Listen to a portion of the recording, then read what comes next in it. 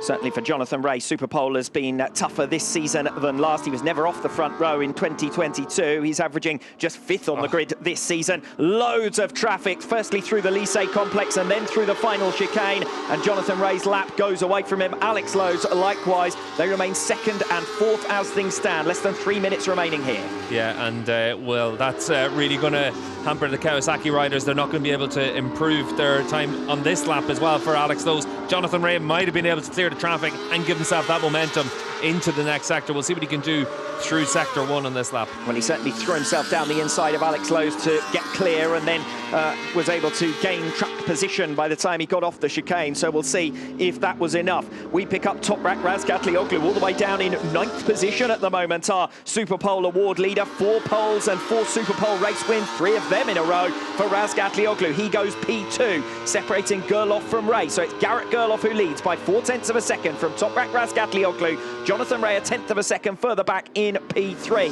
What has Alvaro Bautista got to offer here? Just 14th on the grid in Magny-Cours in 2019, his worst Superpole effort with Ducati. He was 4th in Superpole here last season, his best to date in 4 previous visits to the venue, and he goes just 0.05 of a second slower than Garrett Gerloff. Gerloff leads the way then from Bautista, Razgatlioglu and Rea. We got a yellow flag out of turn 5 as well. Oliver Connick's gone down, so Garrett Gerloff could well be in the box seats for the pole.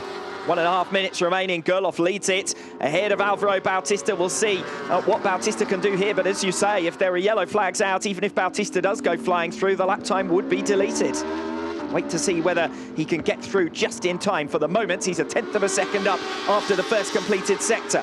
This is Andrea Locatelli following in the tyre tracks of Jonathan Rea. Locatelli all the way down in 10th position in this session as things stand, and that would be his worst grid position since the Emilia-Romagna round in Misano earlier on in this campaign. He was a front row starter in Imola, 3rd row at the UK round and the Czech round, so we know that there's more potential than that for Andrea Locatelli, but we've got a few surprises with BMW runners up in those top 10 positions. That's shuffling some of our favourites a little bit further back down the order. Axel Bassani all the way down in 17th position. Has been a torrid weekend for him thus far. That would be disastrous for him starting all the way back down there. Bautista's lost ground there in sector 2 and sector 3, and Gerloff's good in the final sector, so Bautista, he may not have enough right now to be able to do that, but he will have time for one more lap at the end of the session. Here is Axel Bassani, who I was talking about a couple of moments ago. He's bailed out on this lap. He will get to the line in time. 25 seconds then as Bassani makes his way through the final chicane. This is going to have to be a one-hit wonder for Axel Bassani to get himself up off the 6th row of the grid. Yeah, and after all the issues they've had so far this weekend, it's going to be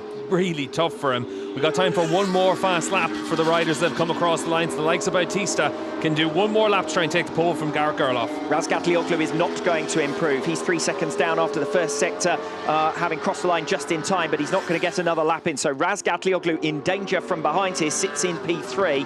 Gerloff with a fractional advantage over Alvaro Bautista. He will get one final lap, as we've been saying, and he is up after the first sector. Razgatlioglu 3rd. Rea, Baz, Lowes is your 2nd row of the grid as things stand. Andrea Locatelli, though, goes up into P6. Brilliant late lap for him to move up to 6th place and the 2nd row of the grid at the checkered flag.